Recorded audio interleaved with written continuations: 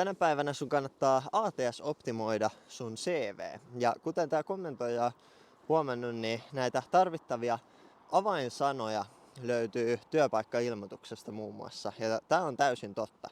Sä voit lähteä katsoa noita omalla silmällä ilman tekoälyn apua ja sulla menee sitten, mitä nyt sulla menee, tunti, pari, 3, 4 per työpaikka, että sä chiikaat noit avainsanoja ja mukautat sitä sun CVtä.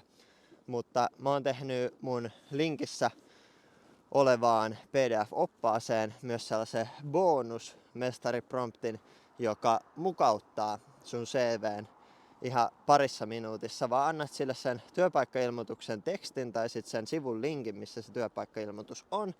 Ja sitten se sun olemassa olevan CVn ja se mukauttaa sen parissa minuutissa. Tuossa PDF-oppaassa, joka on mun profiilin linkissä, niin siinä myöskin käydään se läpi eka, että miten sä teet CVn vartissa ChatGPT:llä.